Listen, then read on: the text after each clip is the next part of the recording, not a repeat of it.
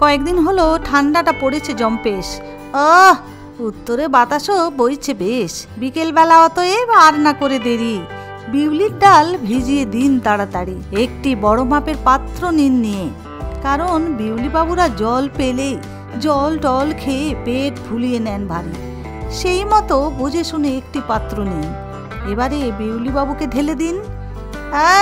এ বেটারা বড্ড পরিষ্কার, জল দিন বারংবার, কজলা কজলি ঘষা ঘষিটি করে এ বেটাদের স্নান টান করান বেশটি করে।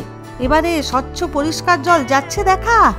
ব্যাস ব্যাস, এবারে দিয়ে দিন ঢাকা। হুহু বাবা, রাতভর খাক এরা জল, তবেই ফুলে ফেপে হবে একেবারে ঢোল। পরের দিন সকালবেলায় কাঁচা কাপড়টি পরে নেমে পড়ুন আসরে। আরে বাবা, শাড়ি সালোয়ার লুঙ্গি গামছা যেটা খুশি পরুন, কিন্তু যেন কাঁচা হয়। আরে আরে, এটা আমার নয়, আমার মাতৃদেবীর বচন। বিউলি বাবুদের স্নান করান পরদিন সকালে। জল ছেঁকে ছেঁকে তুলে নিন একেবারে কোলে, থুড়ি বাটিতে নিয়ে নিন একটি বড় থালা।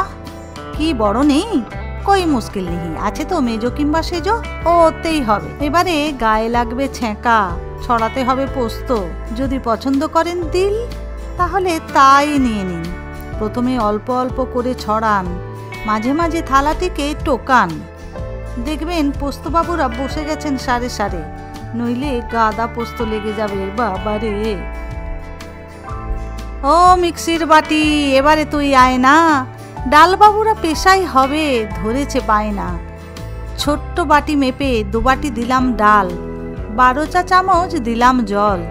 এই ডাল বাটার সময় না একটু কিপটিমি করে জল দেবেন মশাই, কিপটিমি করে, নইলে ডাল এমন ঘুটে যাবে আর বড়ি ছেড়ে ছড়ি ঘোরাতে পারবেন না। ডাল দেওয়ার পর মিক্সির বাটির কিছুটা অংশ ফাঁকা রেখে দিতে হবে, নইলে ডাল বাটা বাইরে বেরিয়ে যাবে। লাগিয়ে দিন চাপা। যা বেটারা, খানিকটা ঘুমটার নিচে খ্যামটা নাচ নিচে আয়। একবার মিক্সিটি ঘুরিয়ে ঢাকনাটি খুলে উকি মেরে দেখুন তো, ডালবাবুরা কি আরো জল চাইছে? বাবা, আরো জল চায়, তবে আর কি অল্প একটুখানি দেন, লাগে যদি পরে দেখা যাবে ক্ষণ। মিক্সিটি বেশ করে ঘুরিয়ে ডালবাবুদের বেটে নিন বেশটি করে। আঙুলে নিয়ে চেকটি নেন করে, দানা দানা ভাব নেই তো একেবারে। ব্যাস ব্যাস, নিয়ে নিন বড় একখানি পাত্রে। অল্প একটু লবণ দিচ্ছি মিশিয়ে। এবারে শুরু করুন হাতের কাজ। আরে মশাই, হাত দিয়ে ফেটাতে শুরু করুন, যতক্ষণ না হাতের ডানা করে ব্যথা। আর দেখবেন ডাল বাটা ফুলে ফেপে হবে একেবারে সাদা ধপধপে। তখন জানবেন ফেটানোটি হয়েছে একেবারে পারফেক্ট।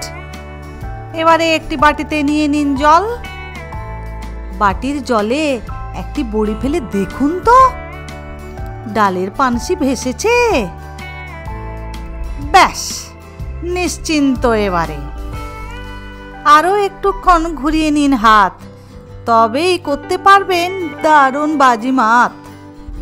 এবারে বাটিটির কানায় হাতের আঙুল সাঙুল ভালোভাবে ঘষে ঘষে হাত থেকে চামড়াও তুলে ফেলুন, থুড়ি ডাল বাটা তুলে ফেলুন।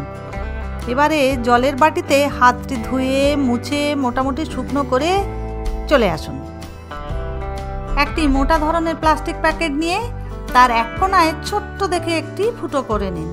এবারে বড়ি দেওয়ার এই রকমের একটি চোঙ লাগিয়ে ফুটো করে দিন বন্ধ। অতঃপর হাতাটিতে ডাল বাটা লইয়া প্যাকেটের পেটের ভেতর দিন ভরিয়া। এই ভরাভরির চক্করে লাগে যদি ডাল বাটা ঠিক উপরে, হাত দিয়ে টেনে নামান হিজড়ে একেবারে মাঝারে। যাক বাবা, সব আয়োজন রেডি। আয় রে বাবা পোস্তর থালা, দুল চুড়ি পাতা ফুল ফল পাখি আর যা যা আছে বাকি দিয়ে দিন সযত্নে আঁকি থালার ওপর। এই শিল্প বাঁচিয়ে রাখা চাই, শাশুমাও বলেন তাই। বাংলার নিজস্বতা ভুললে হবে নাই। সবাই বলে বাঙালি অতি আত্মবিস্মৃত জাতি, এ বদনাম হবেই ঘোচাতে, বুঝলেন কি না? ঘাস ফুল পাতা মনেতে আসে যা যা, সব ফুটিয়ে তুলুন হাতের জাদুতে থালার উপরে। মা বলেন অঘ্রাণ মাস হলো লক্ষ্মীর মাস, দিতে হবে আলপনা ও করতে হবে বড়ির সাধনা।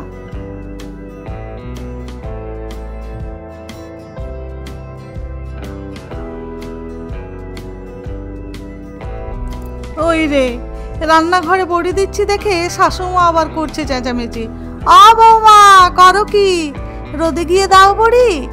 অগত্যা ঘরের এক জানালায় যেখানে অল্প একটু রোদ মারছে উঁকি, এখানেই বসে শুরু করলাম আঁকিবুকি। এই দুলটা তোমার জন্য প্রিয় সখী।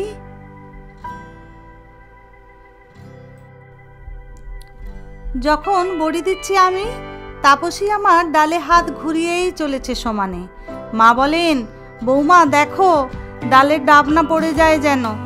আরে বাবা, তার মানে ডালটা ফেটিয়েই যেতে হবে, ফাঁকি না মেরে হাতকে ঘুরিয়েই যেতে হবে বাবা, তবেই তো হবে বড়ি নরম, মুখে দিলেই যাবে মিলিয়ে।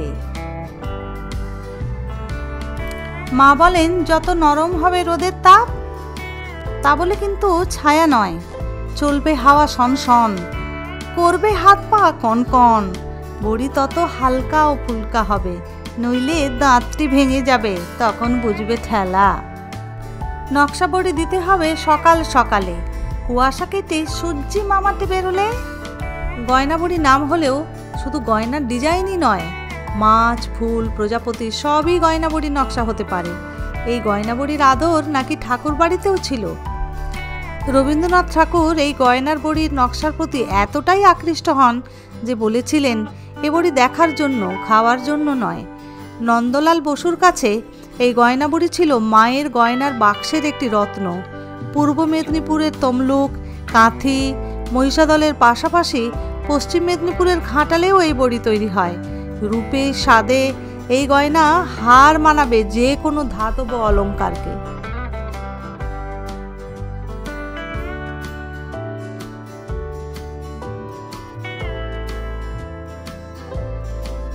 এক একটা থালা রেডি হয়ে গেলে ছাদের রোদেতে দাও মেলে, কিংবা বারান্দার রোদ্দুরে, যেখানে রোদ মামা থাকে সকাল পেরিয়ে দুপুরে ও বিকেলে। বাবা, শুধু রোদে দিলে কাজ নয় শেষ, আরও আছে বাকি। 1930 সালে সেবা মাইতি নামে শান্তিনিকেতনের এক ছাত্রী রবীন্দ্রনাথ ঠাকুরকে তার মা হিরণময়ী দেবী ও ঠাকুমা শরৎকুমারী দেবীর তৈরি গয়নাবড়ি উপহার দেন। রবীন্দ্রনাথ গয়নাবড়ির শিল্পকলা দেখে এতটাই আকৃষ্ট হন যে তিনি গয়নাবড়িগুলোর আলোকচিত্র শান্তিনিকেতনের কলা ভবনে সংরক্ষণ করার অনুমতি চেয়ে হিরণময়ী দেবী ও শরৎকুমারী দেবীকে চিঠি দেন।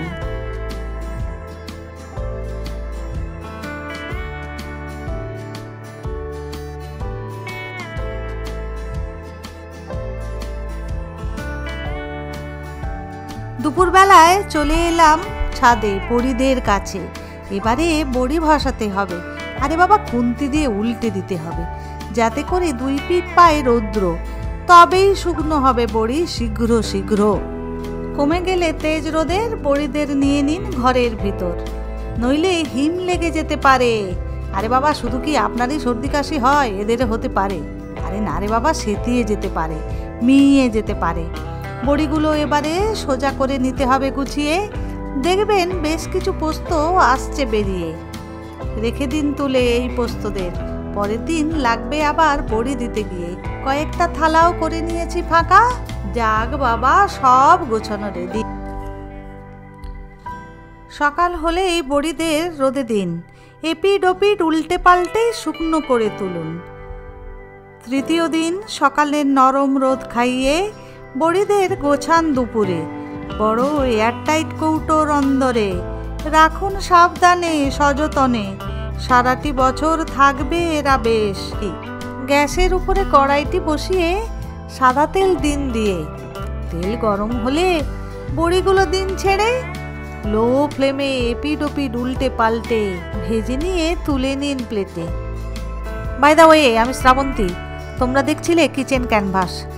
আজকের ভিডিওটি যদি ভালো লেগে থাকে প্লিজ একটা লাইক করে দিও। এই ধরনের স্বাস্থ্যকর রেসিপি পাওয়ার জন্য সবাই আমার চ্যানেলটিকে সাবস্ক্রাইব করে দিও প্লিজ। আজ তাহলে এই পর্যন্তই, দেখা হচ্ছে আগামী দিন নতুন আরেকটি ভিডিও নিয়ে।